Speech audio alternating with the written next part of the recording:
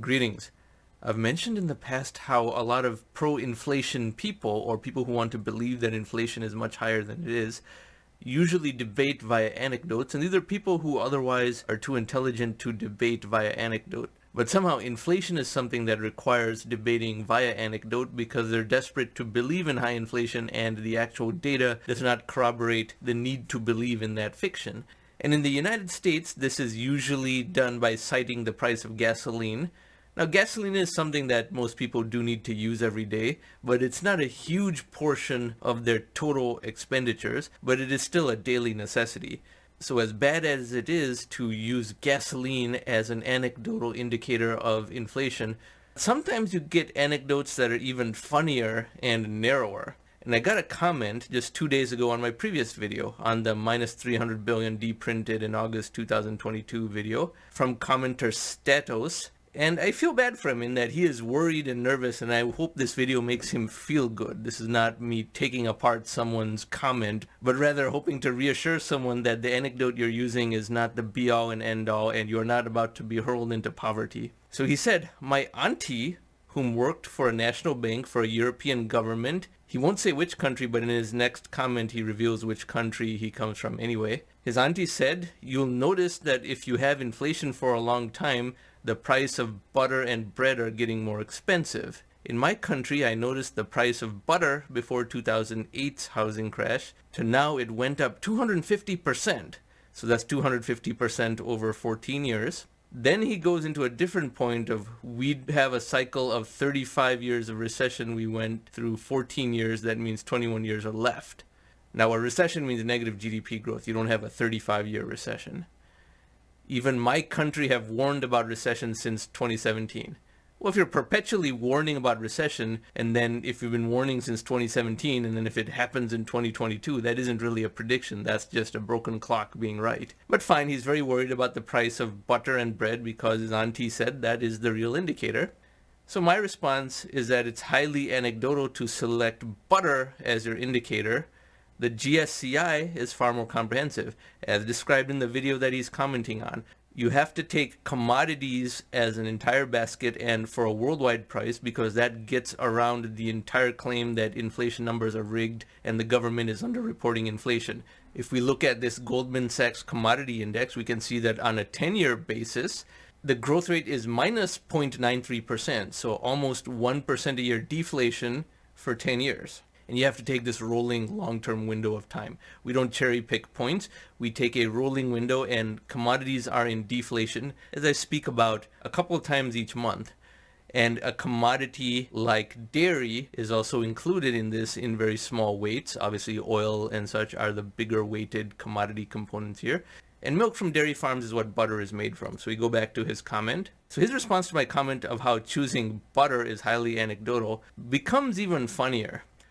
The butter cost 20 krona before the 2008 crash.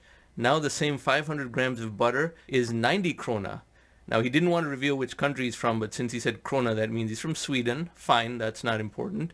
But 20 going to 90, there's also a small math error. Instead of the 250% gain that he spoke about, this is actually 350% gain.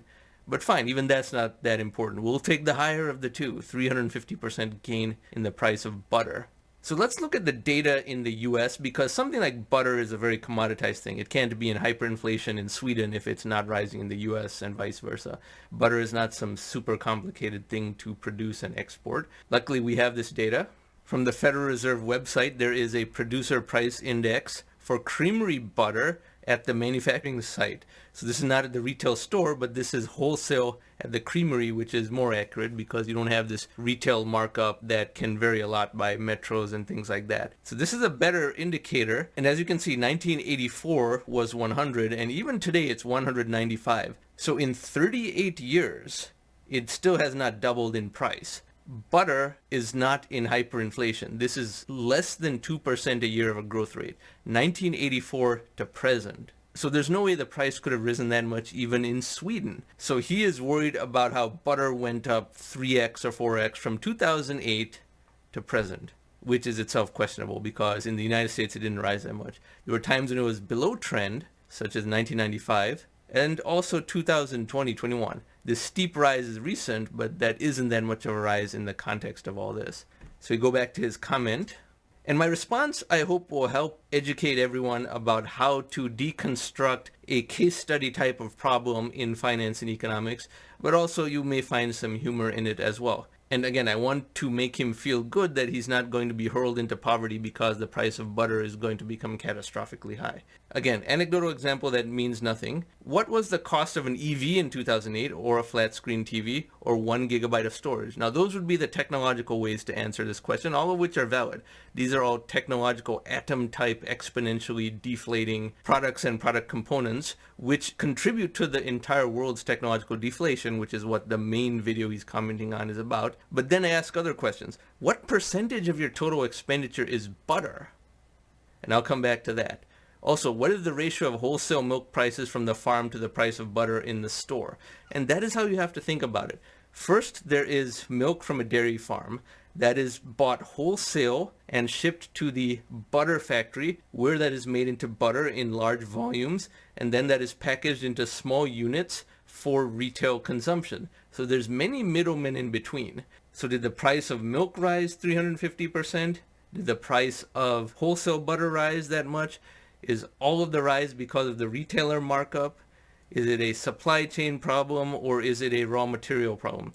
That is how someone who is truly worried about the price of butter should investigate why something of immense value to him apparently is so expensive. But then I go back to my prior question, what percentage of your total expenditure is butter? Now, I already explained why in the United States everyone's saying gasoline is the only thing that matters in terms of judging whether there's inflation or not. That is already wrong. But butter, how much butter are you consuming? Is it a significant percentage of your expenditure? I think it's very hard to consume more than $1 a day of butter. I mean, how much are you consuming?